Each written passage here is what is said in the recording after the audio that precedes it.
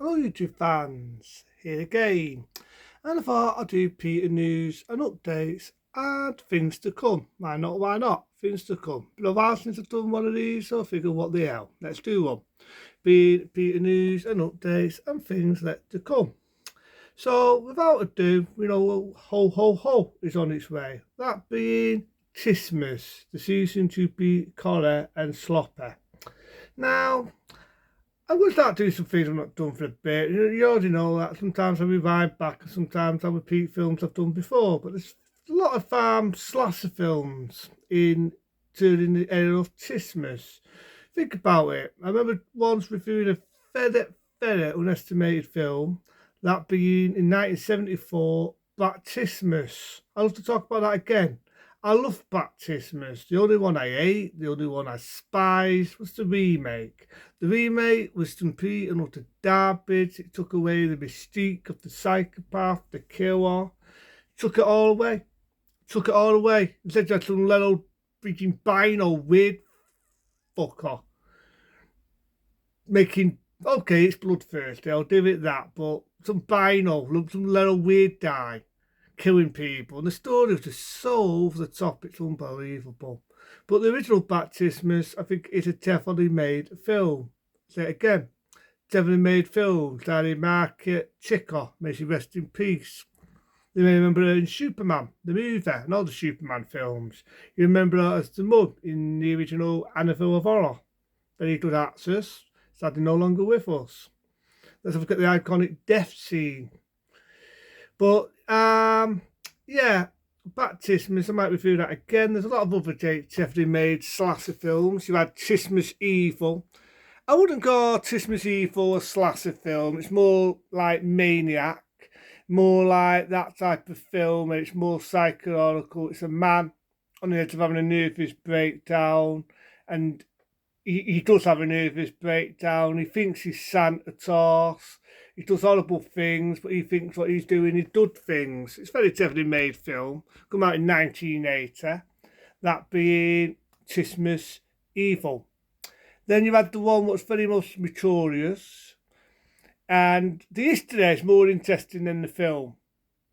It's not my cup of tea, but if you ever want to look up the history of this film, it is the history is more interesting than the bloody film. That being Silent Night, Deadly Night, come out in 1984. And Silent Night, Deadly Night, what can I say about it? It's about a guy who it's about a lad really.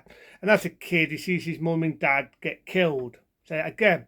Sees his mummy and daddy get killed. And he has a nervous breakdown. Those are nervous breakdowns in these films.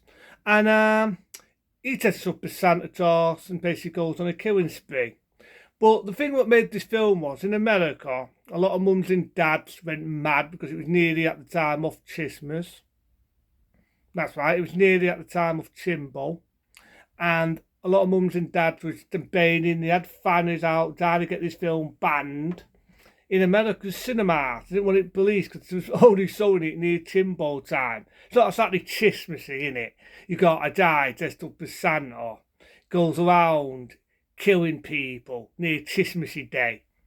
Those nowadays, people don't make a big thing, but back then it was a bit debate, the film, the fact that it was opening near Christmas. At the time, I mean, it was all the study people just had enough of all these slasher films that were being made.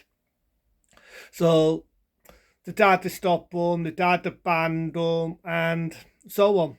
So I might just talk about a few of them. They've not done them before. And I figure, what the hell? I won't be talking about the Silent Night, Deadly Night sequels, The second one is unique for the bad acting. Garbage Day! But at the end of the day, I won't talk about the original because I think the history is very interesting. And other things, why not, without ado. Let's talk about Mike Snotty Hancock. In the jungle, I'm epilepsy, get me out of here. I admit, I still don't like the man. Still don't like him, but I'll give the dice due. He went through a lot. He went through the jungle, he had bugs on him, slime on him, the lot. I've not been watching it, but I do get my updates on it.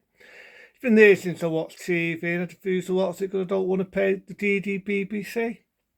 But at the end of the day, I don't respect the man still. This is a man who had an affair, cheated on his wife, lost his job for it, and obviously people don't forget, as they're dropping all bugs on him and wanting to do all these horrible trials. Yeah, I know he's doing his job with the lockdown, but the way he spoke to people, he spoke down to people.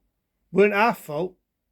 Weren't our fault, Mr. Boris, who didn't forget to shut the border. And the man, Boris Johnson, this is just so laughable. He's now down about the health and environment. And I saw him on a board with this woman. He's always on holiday, isn't he, when he gets hot, isn't he? Even though it's not our Prime Minister anymore. We've got Rusty Russ there.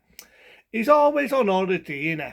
So he's there with his woman and his fat belly hanging out. It's like, oh, God, put it away, man. Have some respect in yourself.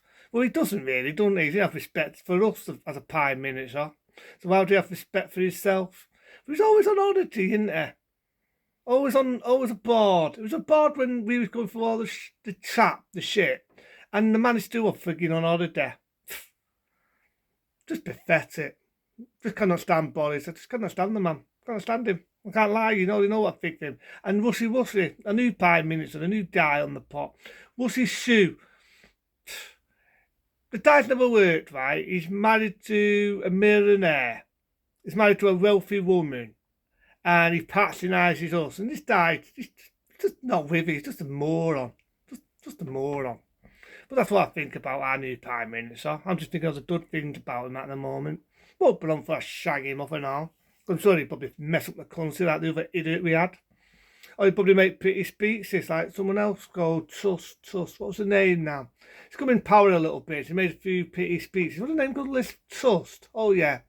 The one that taught us stopped his other prat because he was full of BS once. Then she did do a little bit of a best or unlike the other idiot we've got in power. But yeah, it's just been on and off. I've been happy, enjoying myself and having a lot of fun. And I'm happy for my new subs. So I'll give you a big thumbs up. Thank you to all my new subs. Thank you to all the subs that have stayed with me. I will talk about different things on the way, but nearly at Christmas time, I'll talk about Christmas films, things I've not done there.